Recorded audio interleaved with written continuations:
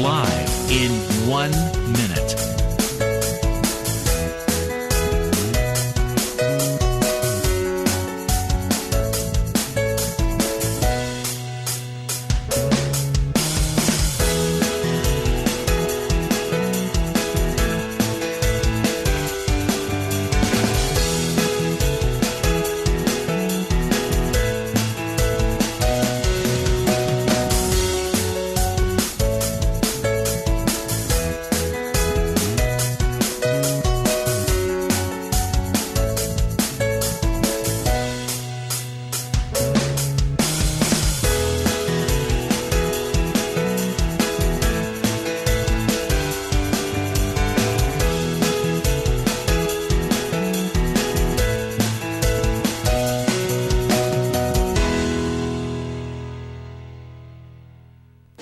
Welcome to Lynn Cullen Live at pghcitypaper.com. Email your questions and comments to Lynn at pghcitypaper.com.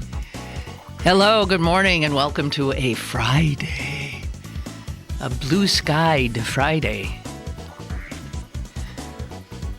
It's in the middle of August. The 14th, to be exact. I'm watching some window washers. I'd say they're about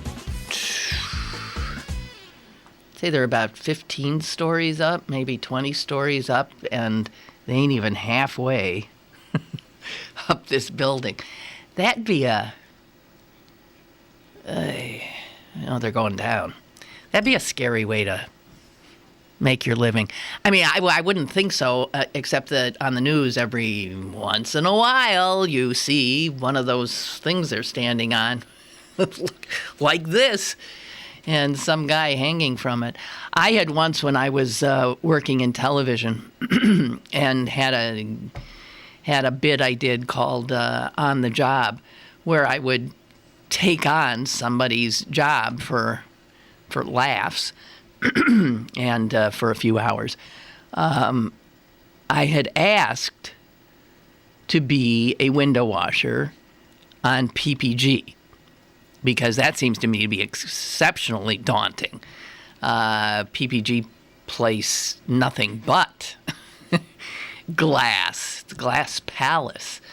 And even though I was scared, I thought if I have to do it, I'm going to do it. And what great video and a pretty amazing experience. So I said, that's what I want to do. And the station refused to let me, because I guess if I fell, I was in trouble, or they were in trouble. They figure my estate would own them or something. I don't know. Lawyers. It was lawyers. Lawyers kept me from that experience, and I can't say it has impacted my life in any major way. Big story. Well, middling-sized story. In today's Wall Street Journal, headlined, Pittsburgh at the fore of cybercrime fight. This has been covered in the local paper, too, that somehow Pittsburgh has now become the epicenter for our government's fight against hacking. And you think, huh? Why? Pittsburgh historically, and the journal points it out, has been the place for all kinds of. We have bragging rights. It's the first. Pittsburgh had the first major. Not even major. Had the first motion picture theater. You know that? Yeah. Pittsburgh had the first commercial radio station. Still over there, putting out crap 24/7. Pittsburgh had the first oil refinery. We found out this week, because the FOP is meeting here, that Pittsburgh was the birthplace of the Infernal Order of Police, the FOPs. And now it is, according to the Wall Street Journal, on the front line in the global fight against cybercrime. And they specifically suggest 2 reasons why that is true. One is that they say in Pittsburgh, and this will not be surprising to us, there is an unusual level of private-public collaboration. In other words, in Pittsburgh, government and the corporate world work often hand in hand.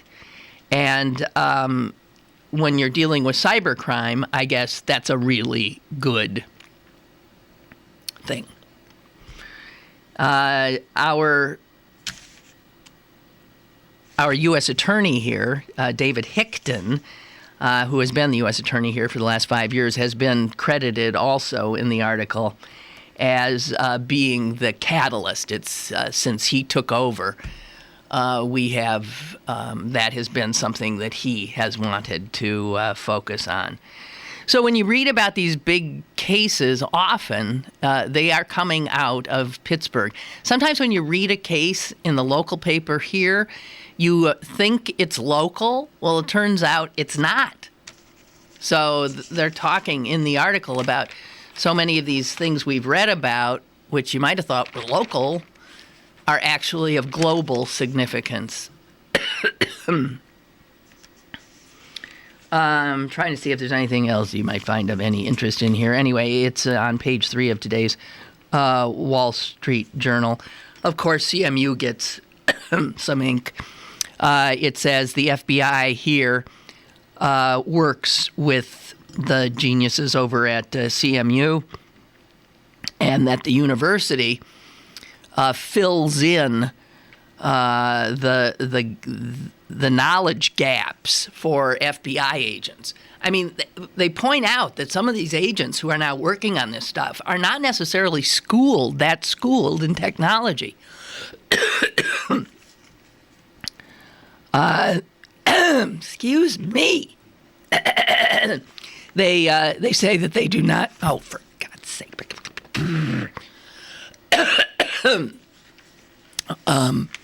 I'm going to blame allergies.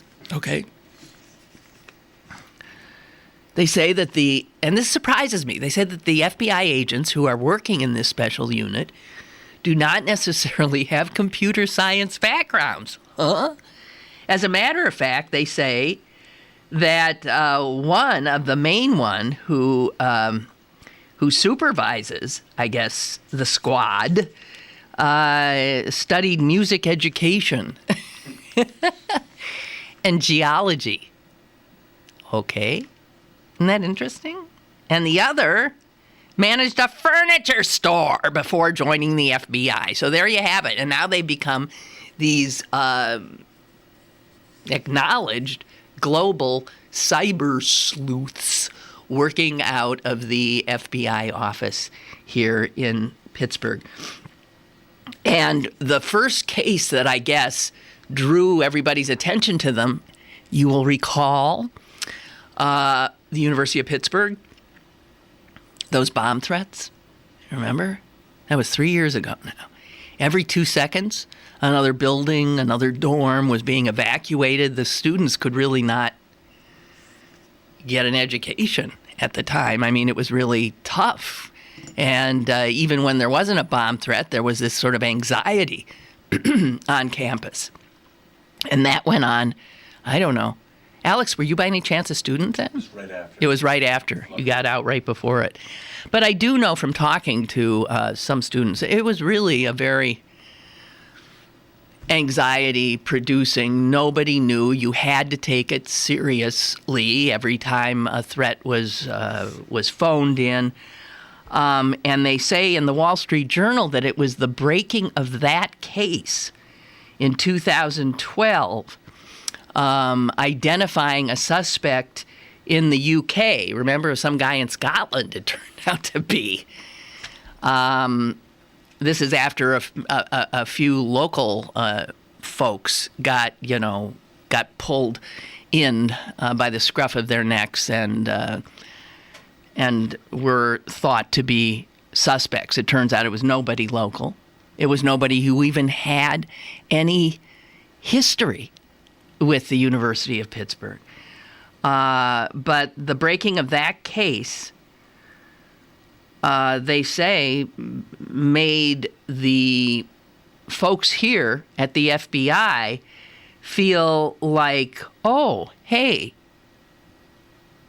we can do this kind of thing. And that is what attributed to the sort of focus and continuing focus and rise of what now is this FBI cybercrime squad that is headquartered here in Pittsburgh. And it also says there's a unique collaboration here between a nonprofit thing that was formed by the FBI.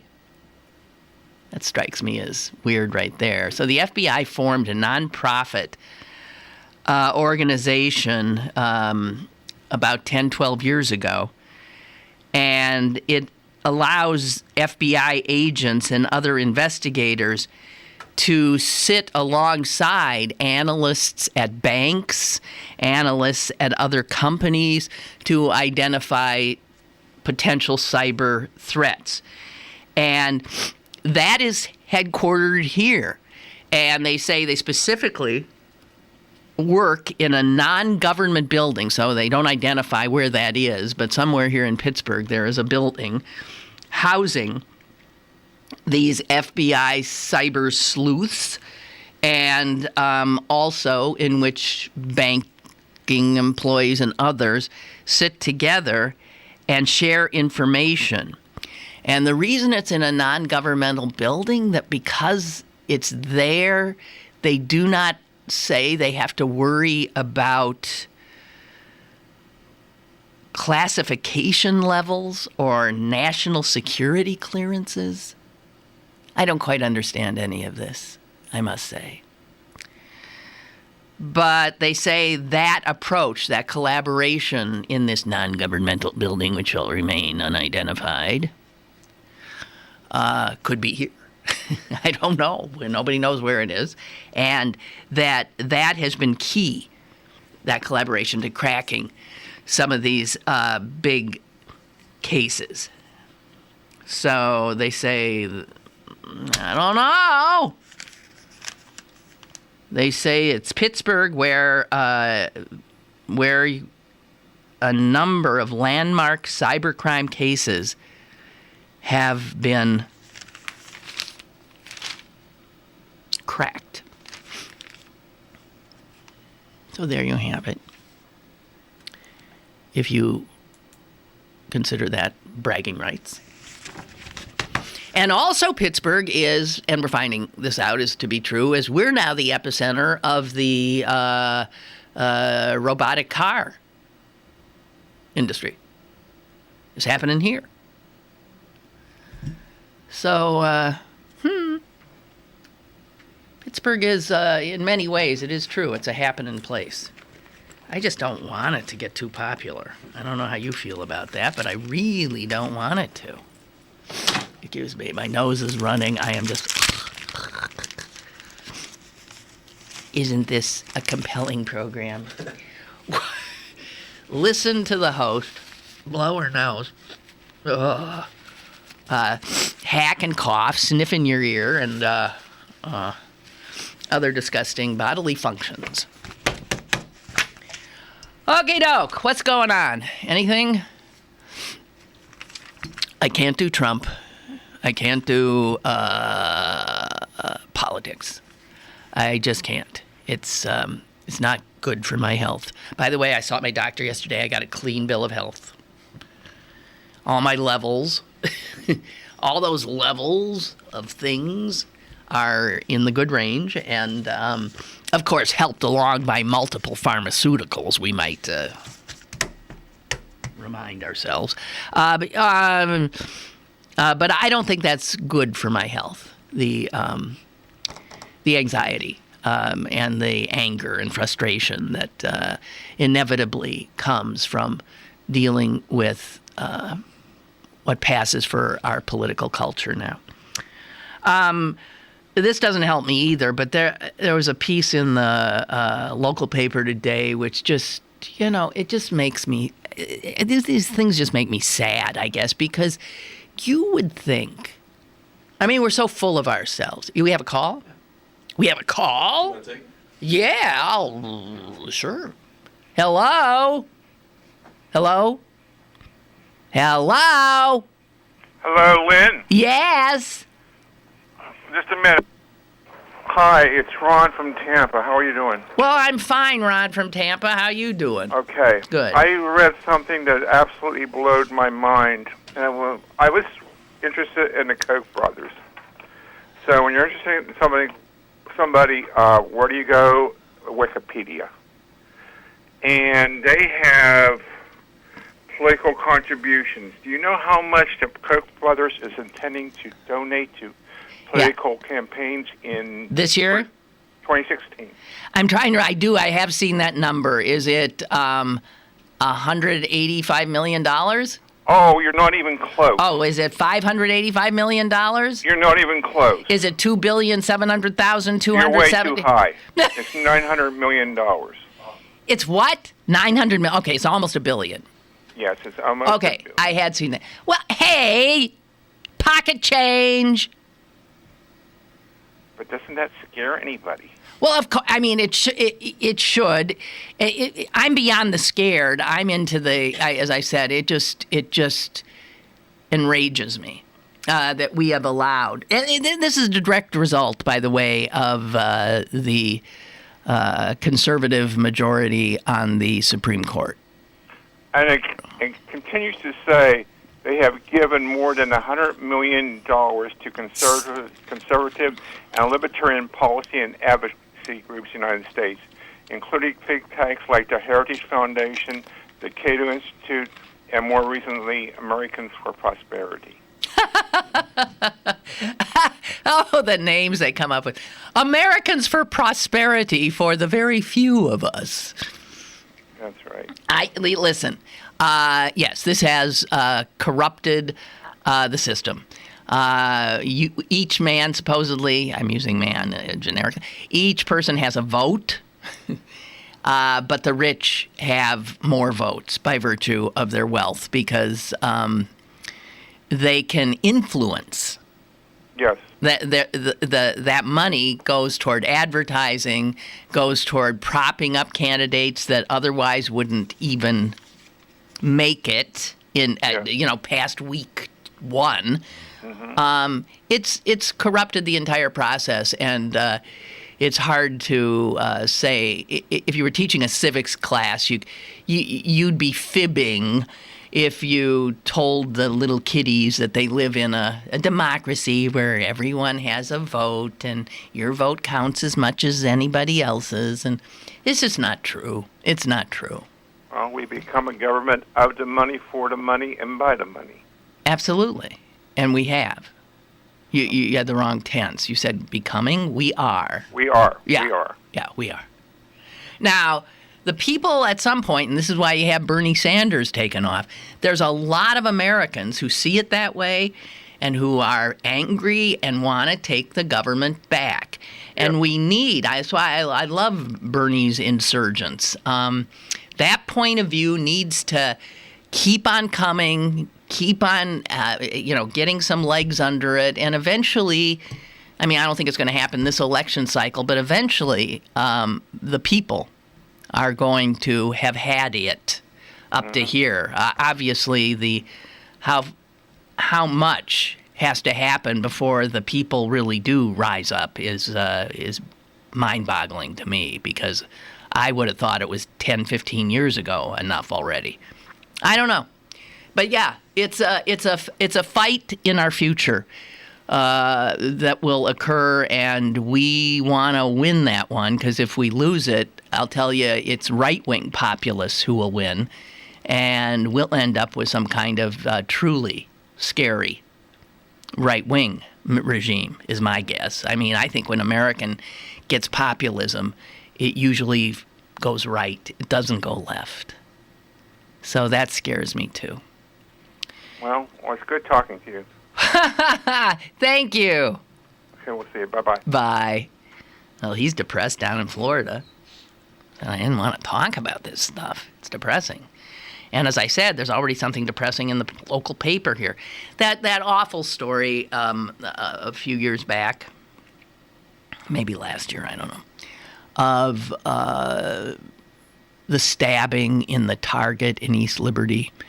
How some guy stabbed some people on the street and then went into the Target and just was stabbing some young girl.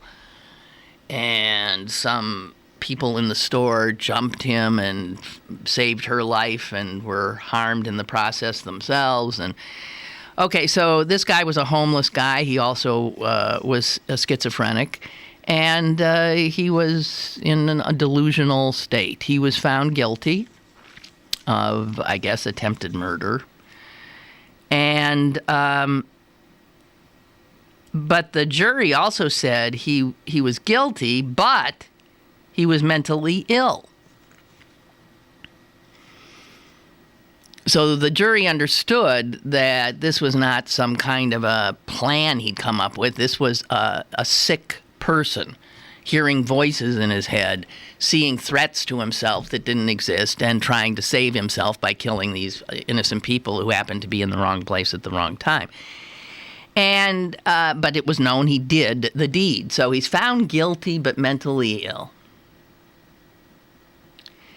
And the judge overseeing the case, Donna Jo McDaniel, said, you know, I am essentially apologized to him. She said, I'm really sorry here, guy, but I know you're insane, and I know you were insane at the time of the crime, and the jury acknowledged that too. But you've been found guilty, and I have to sentence you. Now, the place you should be sentenced to is a mental hospital where you can get help. But there aren't any anymore. I have nowhere to send you except jail.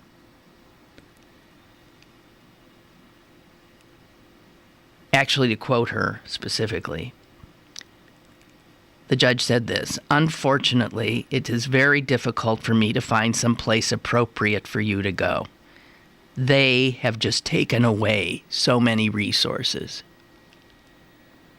We have run up against a wall. There is no such place. Okay, so who is she talking about when she said they have taken away so many resources? Who's she talking about?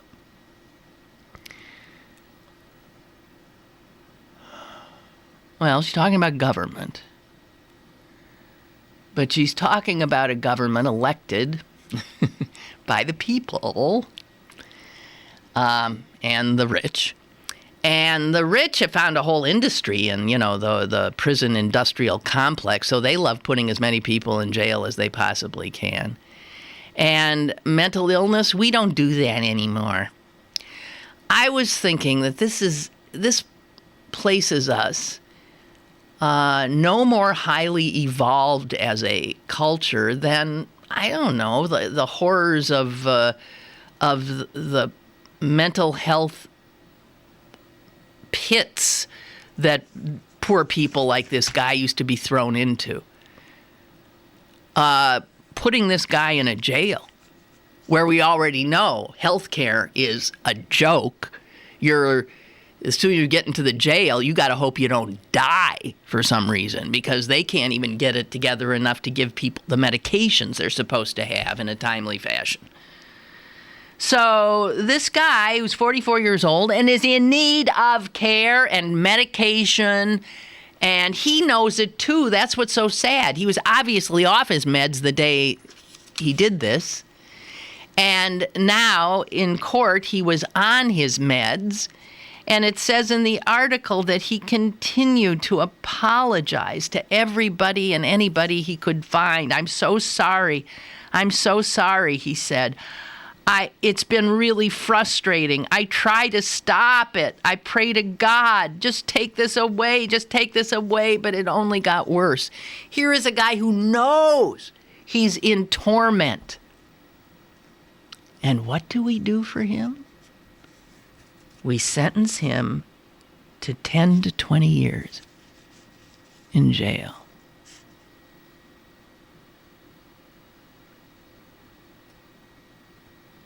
The guy who tackled him and broke his pelvis in return was in the courtroom and was apologized to 1,000,000 times by the defendant. And he was touched by this, and he is quoted as saying, "How can you hold anything against a guy who is sick? I hope he receives the help he needs." Well, the judge was saying he's not going to. And although she would have preferred giving him help, she can't. We just throw people out left and right. We throw them out if they're sick. We throw them out if they're poor. We throw them out if they're black. We throw them out if they don't have the right papers. We just throw people out. We are a disappointment. That's all I want to say. It's amazing. And these are the kinds of, this doesn't happen just in a vacuum. It happens because these are policies created by people in state legislatures and in Congress, and we the people fall for, we don't want to fund anything, so we don't want to. What you mean? We're supposed to now build mental health institutions for these people? You're going to take money away from me so these people won't be inhumanely warehoused? Well, forget about it. We aren't very highly evolved. That's all I want to say. Okay, so anyone who has listened to the show for any length of time knows that I have been blown away by what's happened to political correctness. And while I was an early adopter of political correctness, where I tried mightily to stay ahead of what I was supposed to say and not say, I went from, well, we all know where we've been from, to this, to that, and how I mightily tried not to offend. I've now had it. And I've had it because, unfortunately, something is happening and has been happening for the last, it's really a very short time, within the decade, has been happening on our college campuses that is creating an entire new definition of political correctness that is so nuts, if you ask me, that I see it as a danger. So, you know that I make fun of it all the time. Because it is unbelievable. What was the last one I did? The one at the University of New Hampshire putting out now when incoming freshmen, they get like booklets telling them words that you shouldn't use. And one of the words that was problematic was the word American. The word American is potential microaggression. It wasn't too long ago that I had to ask Celine, sitting over here, what the hell is a microaggression? And without missing a beat, she defined it for me. Because she is of a certain age and went to universities when microaggression was something that you learned about. And she did it with a straight face, too. Well, The Atlantic, a publication I highly recommend, by the way, The Atlantic has a very long piece on it, and it is titled The Coddling of the American Mind. And I finally I've been carrying it around for a few days. I finally sat down last night and read it. And here's the good news.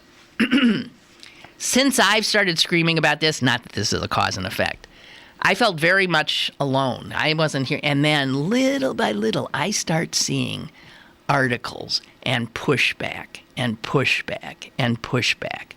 The problem is there is still no pushback at the source, which is at the university level.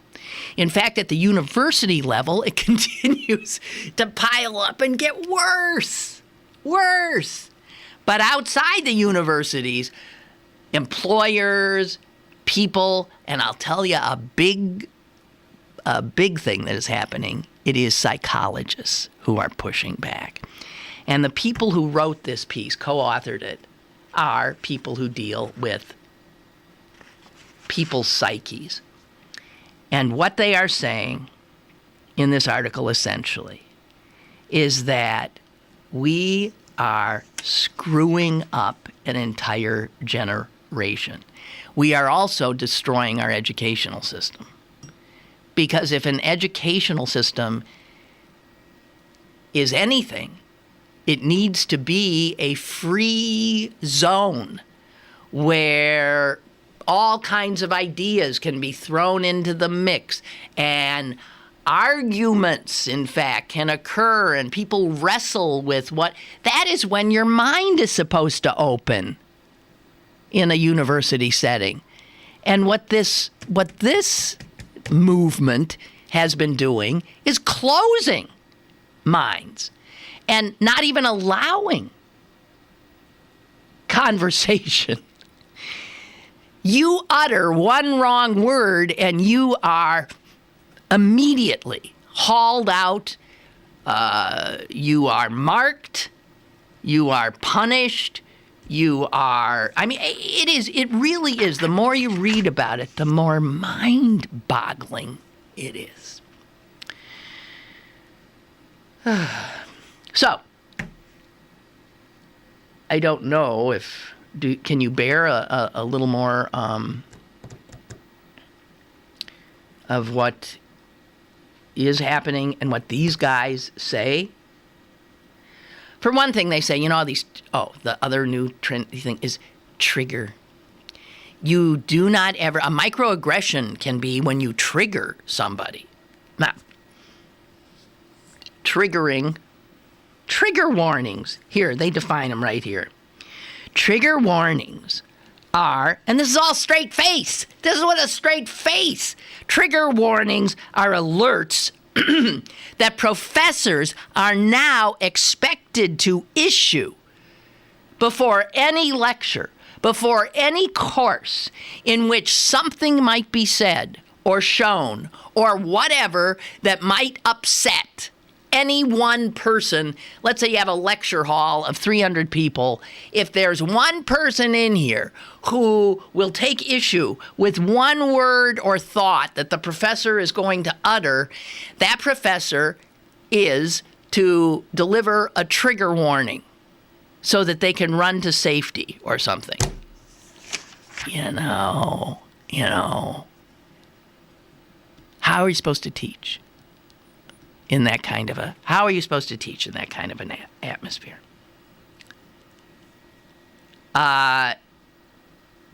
Students who feel that a trigger warning should have been issued but was not can literally express a grievance that can end a professor's career. You cannot imagine what is happening. A professor teaching The Great Gatsby in an English class did not issue trigger warnings before it. Got in trouble. Why? You're thinking, wait, The Great Gatsby? What? Yes, because The Great Gatsby portrays misogyny. And some woman in the class was troubled. It reminded her of and there's spousal abuse. And oh my God, see, that just sends me way back to this and that and blah, blah, blah. Anything that will trigger a recurrence of a past trauma cannot be talked about. So anyway, the two guys who are writing this article say, as nuts as this all sounds, this is absolutely institutionalized now. They use becoming institutionalized. I'd say it's pretty much institutionalized, and has already totally affected what can be taught, what can be said in a classroom. Listen to this. It said just last year, the deans and the department heads at the University of California's 10 huge schools, that'd be what? Everything from Berkeley to, is USC part of it? Maybe, yeah, UCLA, University of California at LA, Berkeley. I mean, just a gazillion, really. So all the deans, all the department heads were presented with faculty training sessions in which they were told what microaggressions that had to be avoided. Microaggressions. It used to be subject matter. Now it's microaggressions. Here is one of what the faculty at the huge University of California, the biggest state school system in the country. Here is one of the things they were informed this year. Quote, a microaggression could be a statement such as, America is the land of opportunity. Now, I can argue with that statement. America is the land of opportunity. I can say, yeah, for some, but generally that's not a blanket statement that you can make and blah, blah, blah, blah, blah. But if you can't say that, oh, here's another one they were told. Could be considered a microaggression. Quote, I believe the most qualified person should get the job.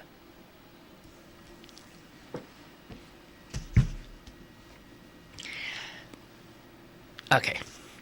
So they say the difference between the political correctness I tried to conform with, not calling a person crippled, and then learning not even to call them disabled, but to call them differently abled or something. I remember I started getting a little crazy after a while, too, because I'm sorry. At some point, words, whatever. That was about the first phase of political correctness in like in the 80s. And all that movement was really about was an attempt to make people cognizant of how they were describing people who were in minority communities, the disabled, the, blacks, anyone who was in a more vulnerable, marginalized, to be sensitive to the fact of the language you were using, blah, blah, blah. So fine. So that was about, I don't know. The current movement is different in that it's totally about the emotional well-being of all. And the part about it that drives me nuts, and I'll quote these guys, it presumes an extraordinary fragility of a student's psyche. I mean, the ultimate aim of turning campuses into safe places, what it ends up doing, we're seeing it now, is creates a culture in which everyone must constantly edit themselves before they speak. They must think twice before saying anything, lest they literally are charged with a microaggression and hauled off before some student tribunal or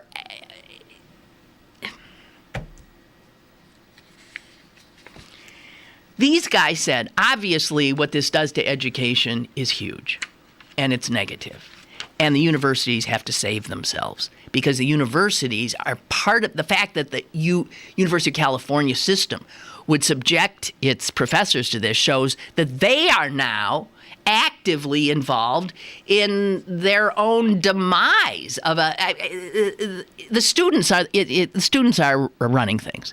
They're all afraid of the students. They're scared to death of the students. And they make a big thing in this article about the students are different now in that because of social media. Students, because of social media, can take down a professor like that. Their power. There's a lot of power. They can take down a university president like that. And they talk about the fact that the students of this generation are the first kids who grew up with those sanitized playgrounds. I would call them the marshmallow playgrounds. You know, all supposedly dangerous play structures were removed. Peanut butter was banned. Bullying was, all of a sudden a thing. Zero tolerance programs. And they say children born after 1980 got this consistent message that the world was a dangerous place. The sandwich next to you could kill you. The jungle gym. To my generation, that looked like a thing we were supposed to climb on and have fun. To a kid born after 1980, a jungle gym was death. So we have this this whole group of kids who grew up in this environment of terror. Everything is something horrible. And that they deserve to be protected from all of this stuff. They also say that this is a generation that grew up when the political culture totally polarized. So they grew up in a culture in which you don't sit and talk to people. You scream at each other. Nothing is gray. Everything's black and white. I'm right, you're wrong. And this is a generation that grew up in exactly that culture. I'm not blaming them. I'm suggesting that they are the result of what the environment we created. So these guys acknowledge it's not hard to understand why students coming on campus today as freshmen might feel more vulnerable and are in fact more fragile. Many of them. These cosseted, helicoptered kids, a lot of them. And then add to the social media thing. By the way, they say the first wave of students who spent all of their teenage years using Facebook did not reach college until 2011, and they graduated this year. Facebook so that's a generation that grew up. That's the way they connect. That's the way they then can become powerful. I got a feeling that these guys are saying, hey, all this didn't come out of nowhere. This comes out of the helicoptering, the fear generated by media, the desire to have absolutely a safe place for all their little kiddies, to the point where they now think that they're unsafe all the time. So these guys say these first true social media natives, they're saying this young generation, and they take it as soon as 2011, teenagers from then on, they are different from members of previous generations because the environment they grew up with is totally different. They're different in how they make moral judgments, how they share those judgments, how they support one another in moral campaigns and in conflicts. And this social media has fundamentally shifted the balance of power at the universities, as I said, from the university is the power to the students now are the power. All this while rates of mental illness among students is higher than it's ever been. 54% of college students say they feel overwhelming anxiety often. Well, this goes on, and I got to tell you, it's worth reading if you have the time. It's almost impossible. This is why you hear comedians say, I'm not going to play a college campus anymore. I mean, because you'd have to, can you imagine all the trigger warnings you'd have to put out before you did your routine? I mean, comedy is often a series of microaggressions. Isn't that what comedy is?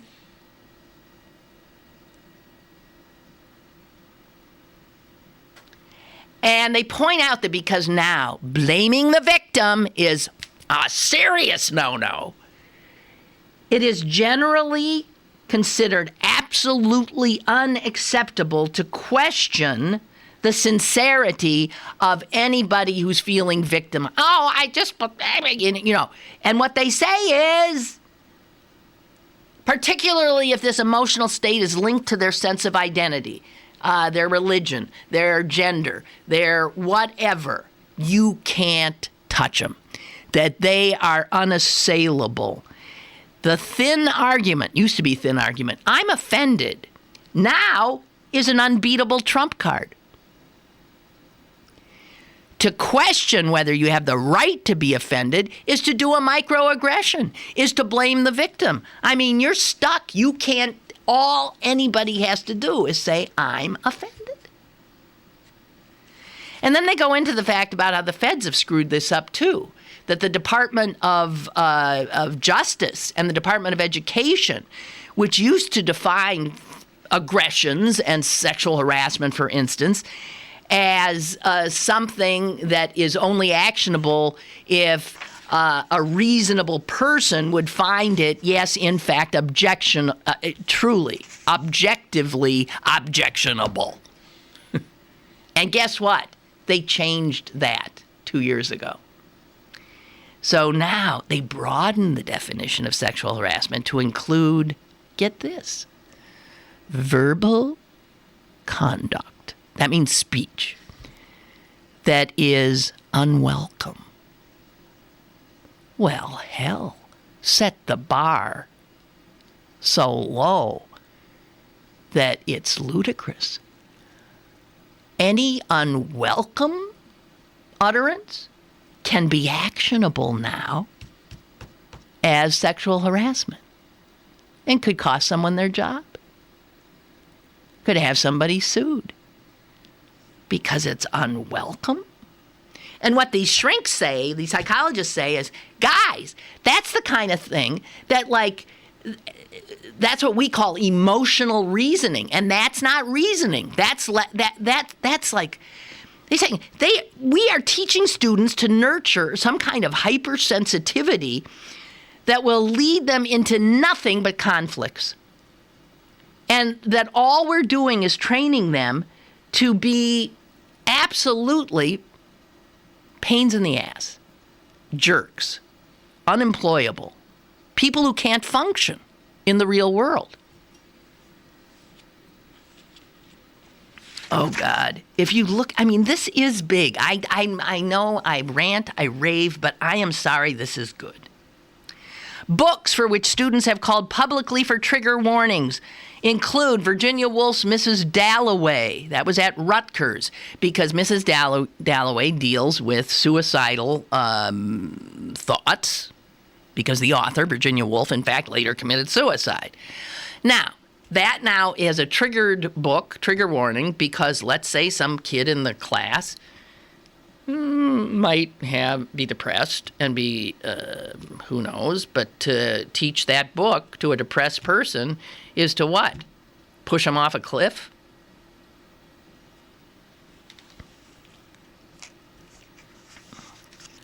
A teacher who's supposed to teach in her class is supposed to teach about rape law, says she can't really teach the class anymore. It's impossible to teach a class on rape because every other word she has to issue a trigger warning. She said it's like trying to teach a medical student, but not wanting to distress the medical student with dissection or blood or anything. There's so many potential triggers there that I guess we're going to have to throw medical school out. Can't do it. And then these psychologists say, and what's so stupid about all of this is they say if somebody has a fear or an anxiety about something, the way you treat that kind of thing is not by sheltering them from it, but quite the opposite. It's called exposure therapy. You're afraid of elevators.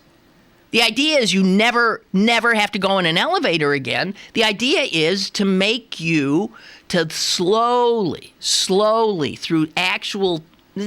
So this safe room shit and this trigger warning crap and this microaggression nonsense, all of this is doing the exact opposite of what people who might in fact find uncomfortable, things that they struggle with and find uncomfortable, it's only exacerbating them. It's not helping them.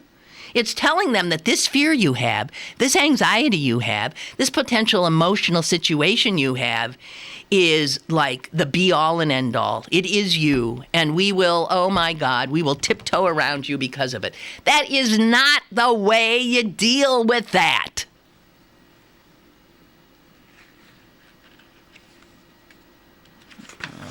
On and on, you could just die. You could just die.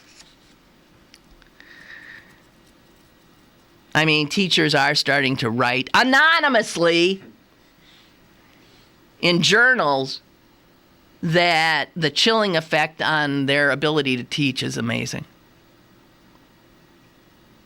And they say the easiest way for faculty to stay out of trouble, in other words, to avoid offending even one little student, is to simply avoid the material that may in fact upset the most sensitive student in the class, which leaves you where? Even joking about microaggressions. Well, like what I'm doing now, this whole rant would be considered such an aggression. Not even a micro. This might make macro.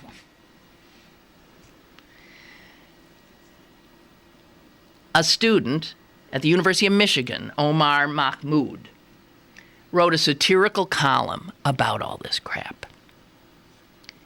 And all hell broke loose on his head.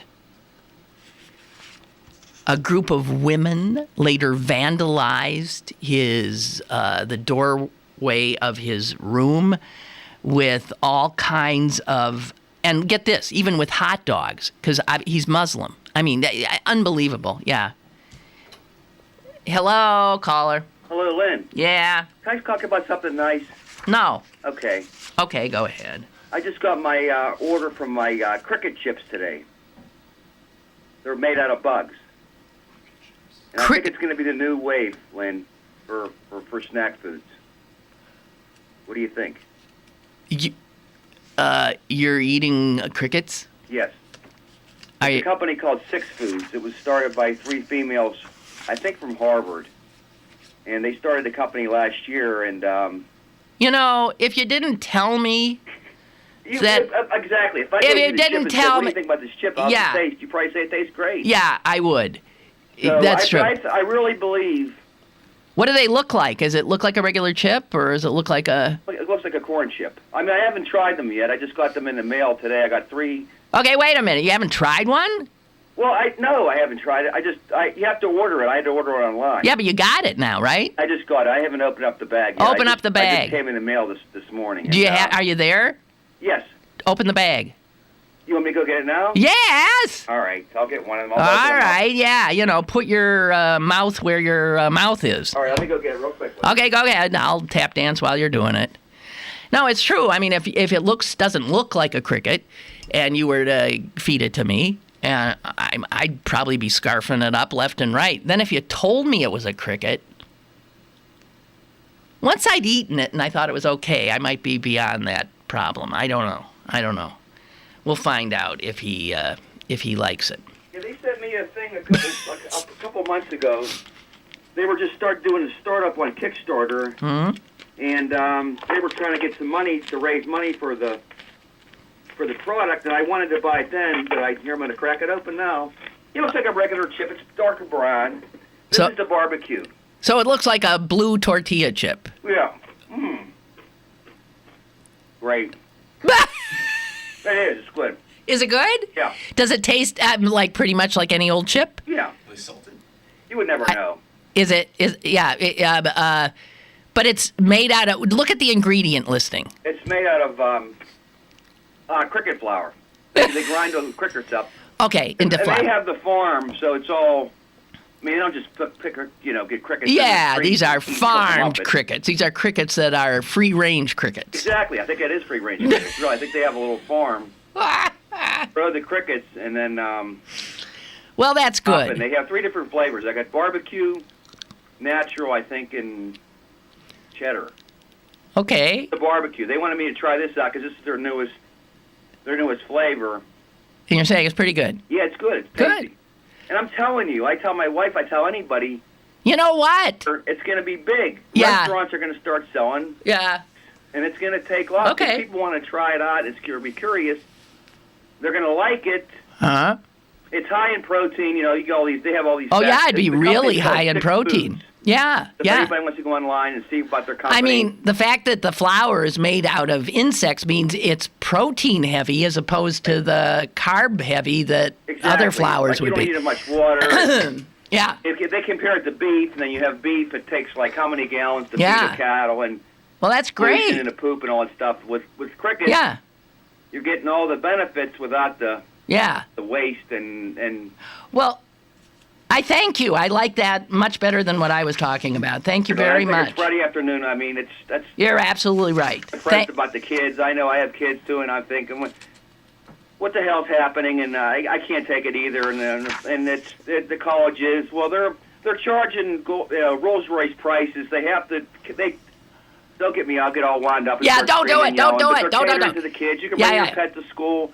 You get your private room. I know. Where you get everything. Here he goes. You know, we're going to get you on Facebook to make sure you get the right person for your room, for you. We'll give you catered meals. We'll give you catered dog food for your pet. Anything you want, Mr. Student, because your parents are going to pay for this. And then when you come out of school, we're going to give you a crappy job, okay? Yeah. That's what's going to happen. Yeah. Don't tell anybody that, but that's what's going to happen. And then you're going to be in debt for the rest of your life that you can't get out of because even bankruptcy will not get you out of this college loan debt. Yeah. And listen, before you get yourself worked up, I want you to say goodbye and sit down and eat your chips. Right. I'm eating my chips now. I'm going to do my Zen meditation and relax. Thank you. Thank you. Thank you. Bye I appreciate the interruption. Thank you. All right. I'm getting some emails from people who are Ray, for instance. Could I have the weatherman fired for predicting rain? Can I sue my doctor for fat shaming me by suggesting I go on a diet? And then Ray has come to a conclusion. Assholes run the world. Henry writes, the Koch brothers have proven to the world that the office of the President of the United States and the majorities in the House and Senate are up for sale to the highest bidder. This is correct. I once saw Barbara Walters interview one of the Koch brothers, and she presented them as somewhat benign centrists. They are anything but. History will eventually demonstrate that one of the most significant Supreme Court decisions of this era is the one that declared that corporations are people. Well, actually, that corporations are people, I think, goes back some time, but that what they did, money was speech. Corporations are people, money is speech, up is down, black is white. I mean, to me, all those belong in the same category. Jeez. Okay. You know, him crunching on those crickets made me hungry. I'll just leave you with the words of Thomas Jefferson when he founded the University of Virginia. Here's what he said. Here's what he thought a university was supposed to be. Oh, this institution will be based on the illimitable freedom. That's unlimited, we'd say. The unlimited freedom of the human mind. Not anymore, Tommy boy. The unlimited freedom of the human mind. And he continued, for here we are not afraid to follow truth wherever it may lead, nor to tolerate any error so long as reason is left free to combat it. He's saying anything. We are not afraid of people saying the wrong thing. We are not afraid of anything because we are armed with the freedom of our minds and the reason and the ability to reason. That's power. Power is not in shutting everything down and demanding a safe room. That's weakness. That's the part I just don't understand why these kids don't get. You know, at that age, you're supposed to feel, obnoxiously, right? You're supposed to know everything. You're supposed to be obnoxiously sure of yourself. But that, I remember feeling, made you feel tough, strong. The idea that I would wilt in any situation, even if it were true, I would fight that. And now the exact opposite has happened. Where the demand of these young people is to be made safe and to not even endure an unwelcome utterance. That is the same as somebody punching you in the nose. There is no difference. They are both aggressions. May I just say that's insane? It's insane. And may I just say my contempt for university administrators and faculty who have no backbone whatsoever is immense. They brought this on themselves with their own fear. Come to think of it, they all deserve each other. Hell with y'all, that's what I say. Oh boy, it's the weekend. I am so glad. Thank you so very much for being with me, and I'll try to be less depressing. I'm working on it. I really am. I'm working on it. Have a great, great, great, great weekend. See you Monday.